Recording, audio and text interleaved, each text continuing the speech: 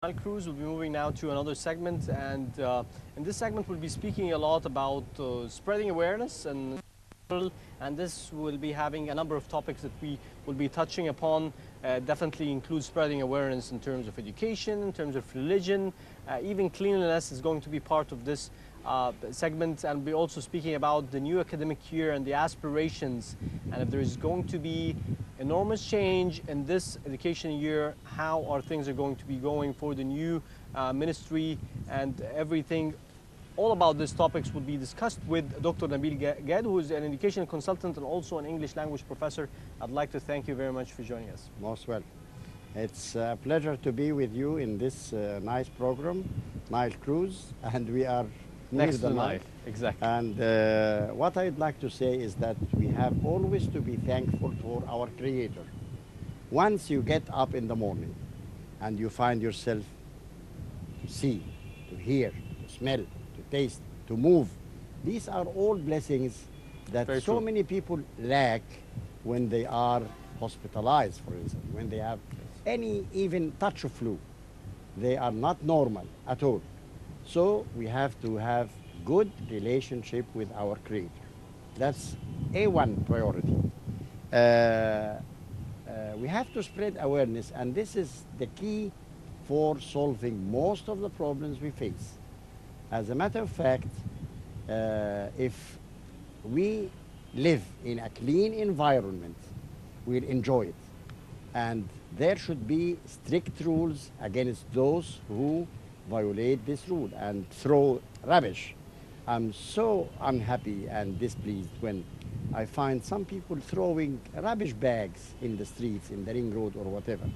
So there should be strict rules, as I mentioned earlier, for those who violate the rules. Cleanliness is half the way to faith, as it's always said. Yes. I do remember I visited so many countries, actually. Would you like me to mention them if you like? Yeah, why not? Right. I was once in the US, 4 times to UK, twice to France, once to Bulgaria, Cyprus, Malta, Greece, Gaza Strip, KSA, Kingdom of Saudi Arabia. Yes. And in all these countries, actually, there are so many things that one feels proud to be of that place. In Europe, for instance, if somebody unluckily throws a cigarette end in the street, you don't know where the policeman or the person in charge comes out and writes a ticket or a fine, a penalty to be paid. And I once noticed that after 2 minutes, after writing the penalty receipt, he asked the violator to pay another penalty. He asked him, what for? And he said, because you didn't pick it up and put it in the rubbish bin, the nearest rubbish bin. Of course, there are so rubbish bins everywhere to help people to keep clean, right? Yes. So we have to... It is also about the ecosystem, sir. So in order to have people to abide also with the concept and the culture itself, Yes. there has to be the ecosystem. There has to be, the government has to be supporting, the citizens has to be also supporting. Correct, correct. So I actually call for those who are in charge, in the media, in the religious establishments, mosques, churches, clubs, schools, whatever, to spread awareness among the people. This is not good, and to make comparisons between countries who are advancing and progressing, and some of them have already landed on the moon, as we all know. Yes. Sir, if you may allow me, we will be returning back to you and discussing more about spreading awareness in in several aspects. But we'll be moving now to a short break and returning back with more. Stay tuned. Thank you.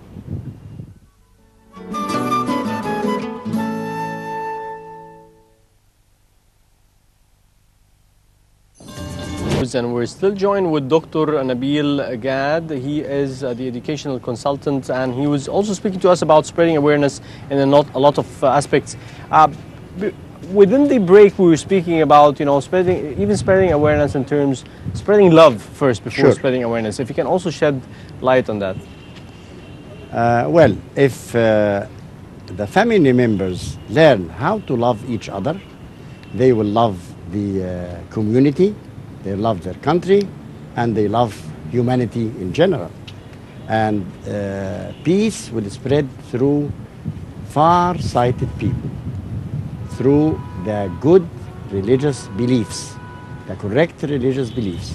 They shouldn't be absent-minded or brainwashed, as unluckily we hear nowadays. I don't like to mention about these people, because they are, after all, minorities.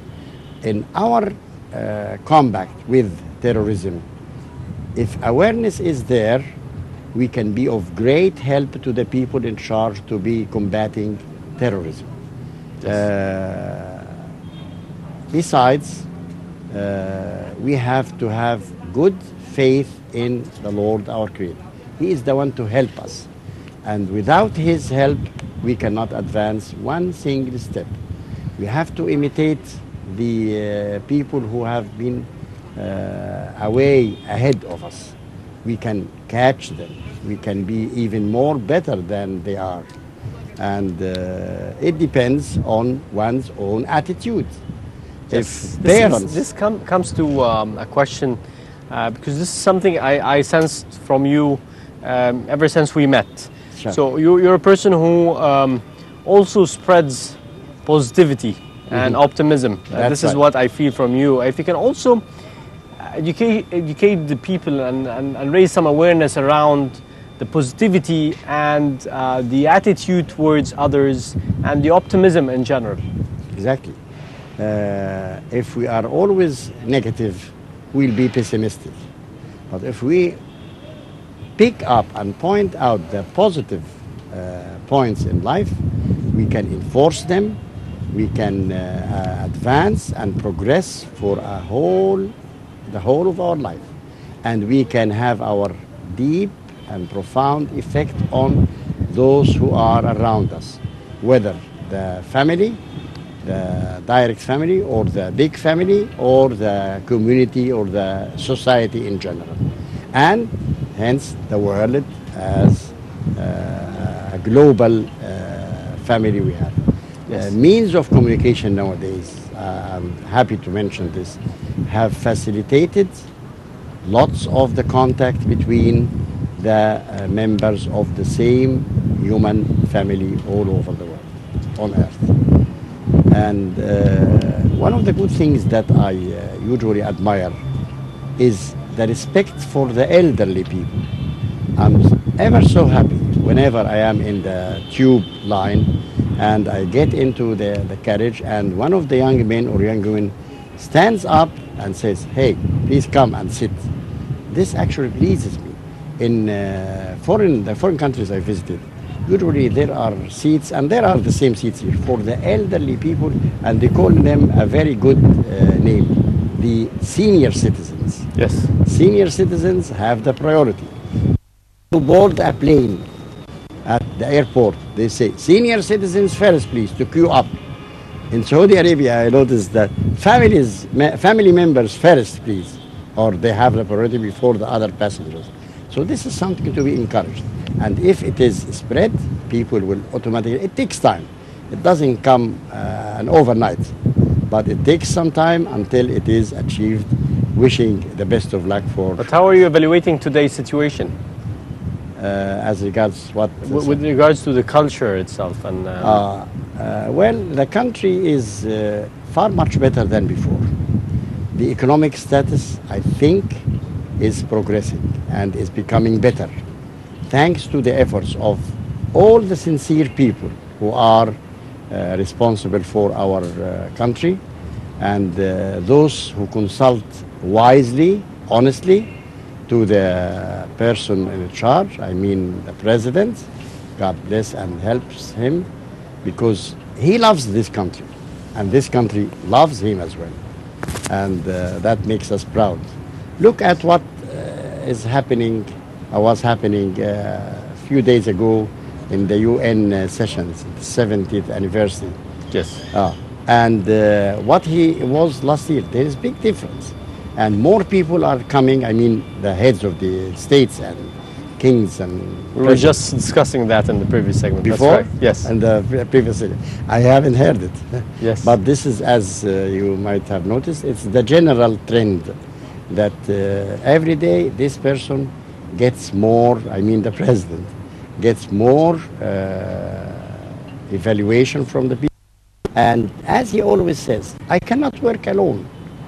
He needs our efforts to be working with him as sincerely as possible. Because one hand cannot clap, as we do say.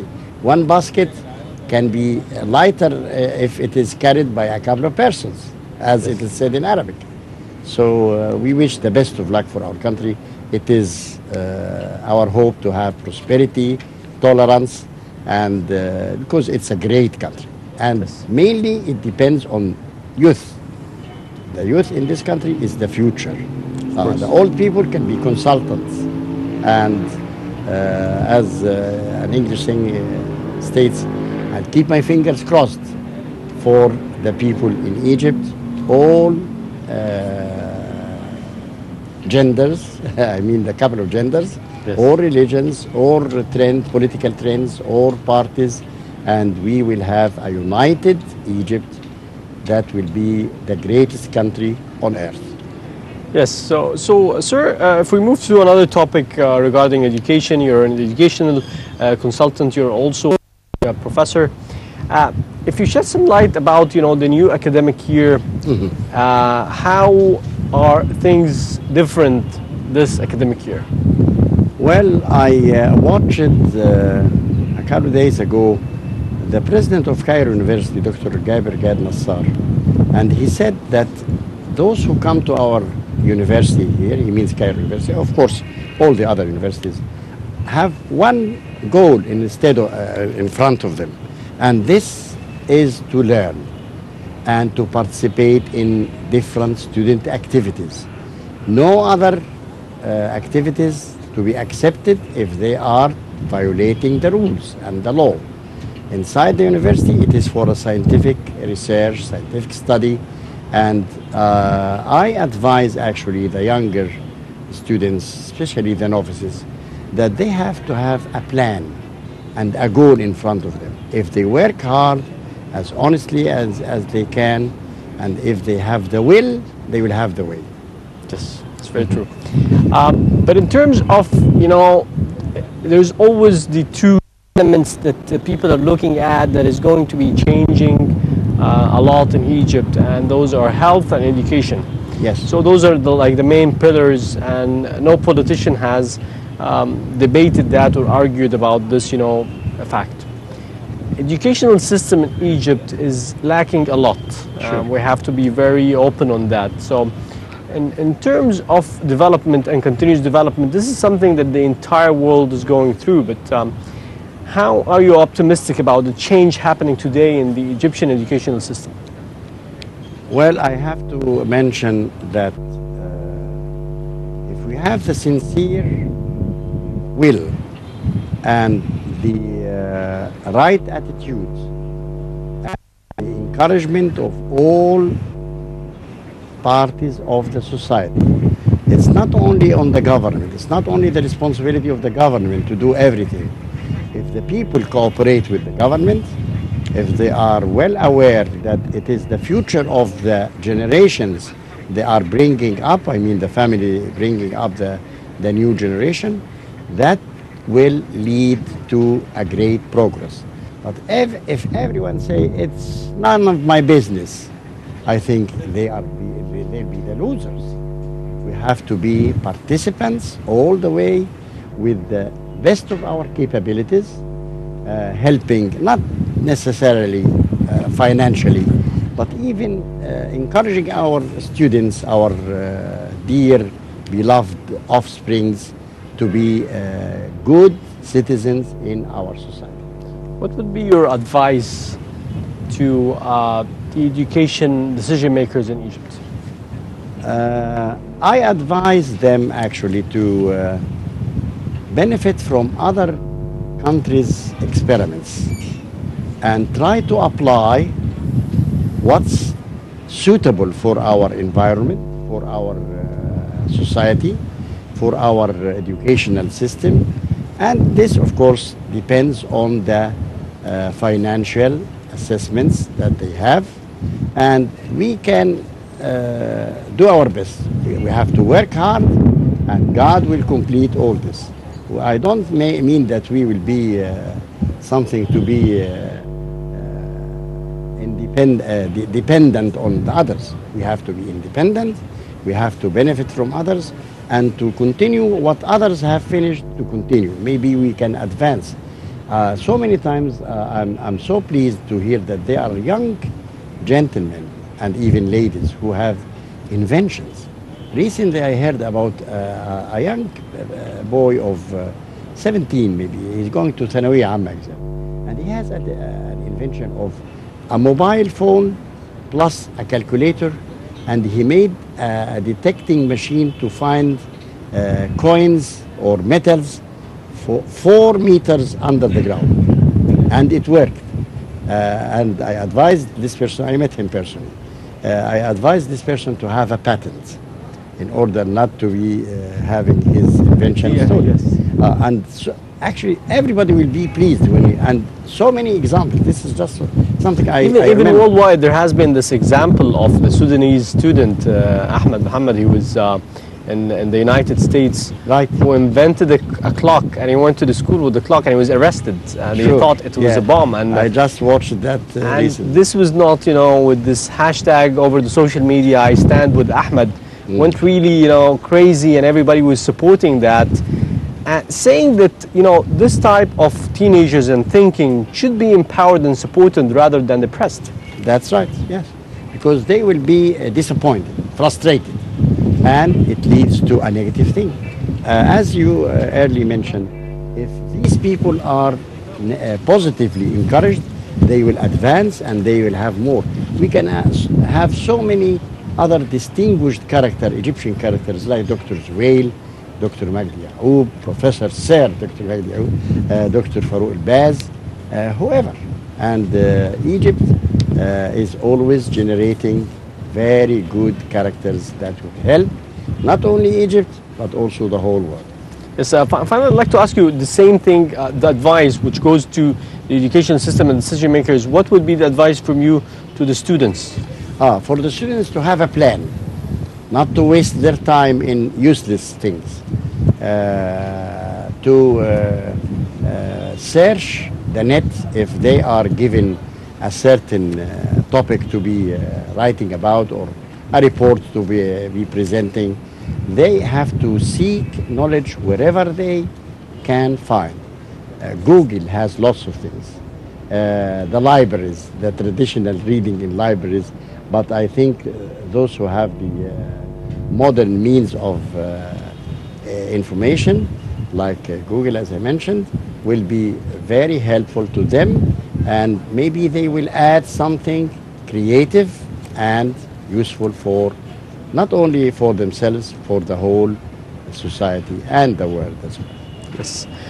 Finally, Dr. Nabil Gad, I'd like to thank you very much for joining us. It has been a great pleasure to have you with all the inspiration, insights, optimism and positivity that you had today. It has been really great to have you with us. Thank you so much. Thank you very much. Best of luck for our beloved country, Egypt, because it's the place where we were born, where we live right now, and here we will expire. Yes. Whenever God wishes. Wishing you the best of health. Thank you very much. Thanks, Emilio. And this wraps up for this segment, but we move now to the Global Day from Malaysia, and we have our correspondent Nader Rabia covering this story, and returning back with our special guest for this edition of Nile Cruise. Hani Shnouda is going to be joining us right after this story.